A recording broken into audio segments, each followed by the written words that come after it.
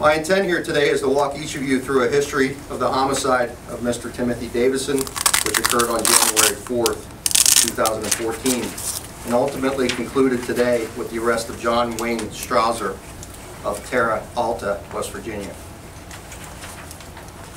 In the early morning hours of January 4th, 2014, Mr. Davison was traveling north on Interstate 81 in the Hagerstown area. He had left Florida the day prior after visiting family and was en route to Maine, where he resided. As Mr. Davison traveled along Interstate 81 north, he passed Interstate 70 and encountered another vehicle.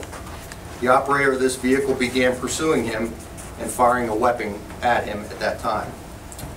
Mr. Davison continued to flee north along Interstate 81 at that time. In an attempt to outrun the pursuing vehicle, Mr. Davison increased his speed, stopping 100 miles per hour.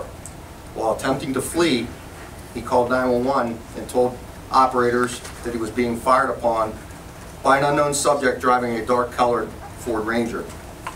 Mr. Davison, his route took him into Pennsylvania near milepost 3 of Interstate 81, Green Township, Franklin County, and the suspect's vehicle made contact with Mr. Davison's vehicle, pushing him into the snow-covered median at that time.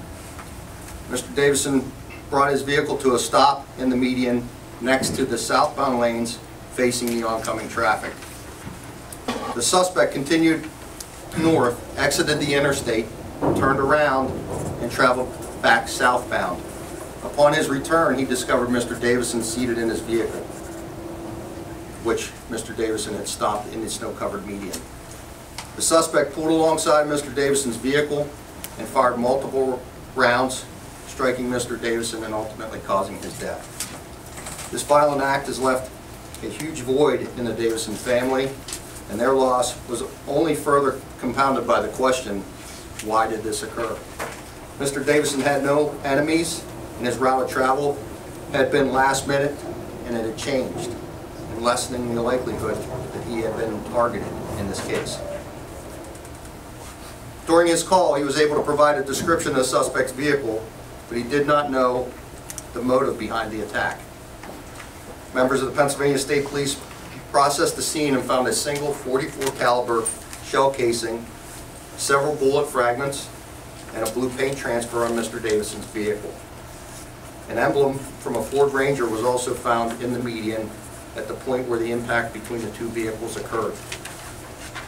Law enforcement in the surrounding states were notified, and a description was disseminated to the public and other law enforcement officials. The family, as well as Pennsylvania Crime Stoppers, posted a reward for the information leading to the arrest and conviction of the person or persons responsible. An ongoing media campaign led to more than 1,000 tips passed to our investigators.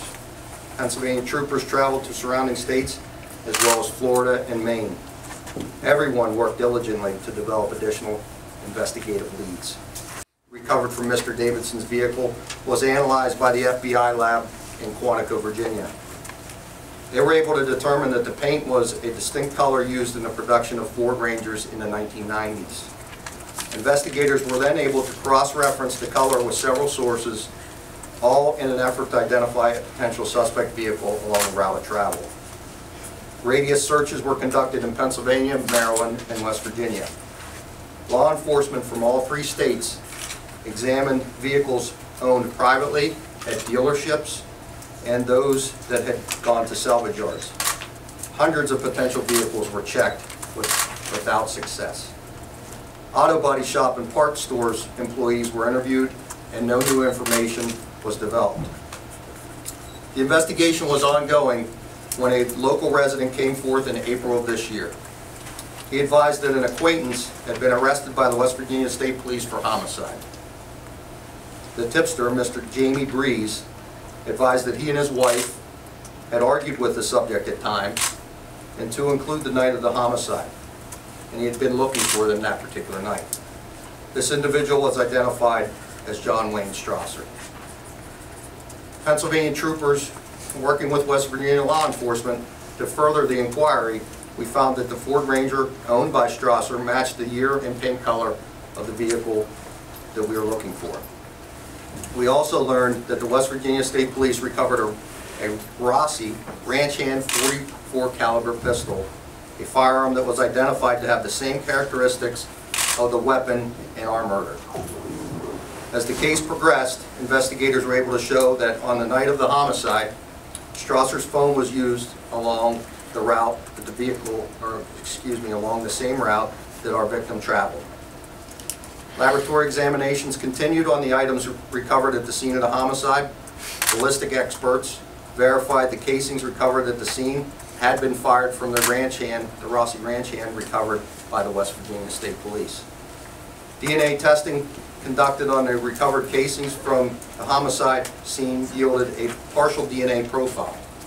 This profile was compared to a sample of Strawser's DNA. The comparison revealed that Strawser's DNA shared the same markers of the partial sample found on the casing. Gunshot residue testing confirmed that a firearm had been fired in the cab of Strawser's Ford Ranger.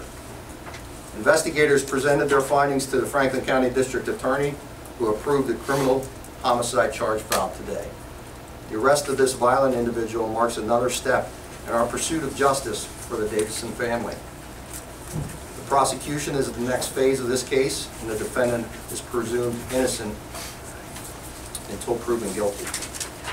This investigation has taken substantial steps over the last 18 months, and we're able to arrive at this point with the various information and support that has been received from the victim's family, the public, our local, state, and federal law enforcement partners.